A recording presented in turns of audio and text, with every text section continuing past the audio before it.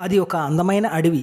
ఆ అడవి మధ్య నుండి ప్రవహిస్తున్న నీటి కాలువ, ఆ నీటి కాలువకు ఇరువైపులా ఉన్న పచ్చటి బయళ్ళు, ఎత్తైన దేవదారు చెట్లు ఎంతో ఆహ్లాదకరంగా ఉంటుంది. ఆ అడవిలోని జంతువులు నీటి కాలువ వద్ద ఆడుకుంటూ సేద తీరుతూ ఉంటాయి.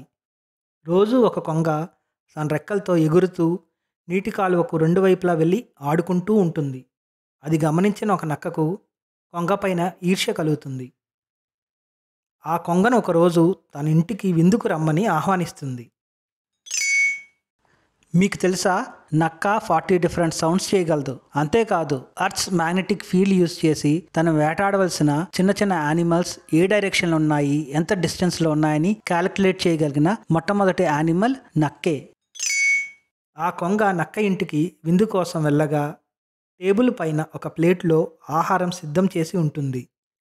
తన పొడవాటి ముక్కుతో ఆ ప్లేట్లోని ఆహారం ఎలా తినాలో తెలియక కొంగ నక్క వైపు చూస్తుంది.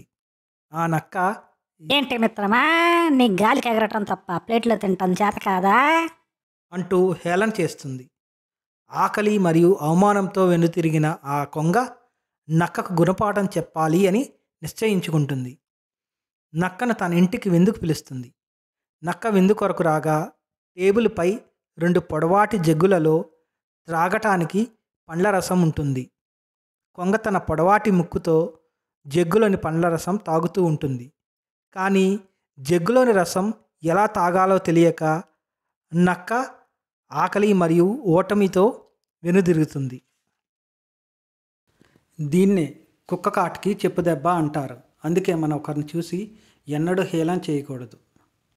ఇలాంటి మరిన్ని వీడియోస్ కోసం లైక్ చేయండి, సబ్స్క్రైబ్ చేయండి.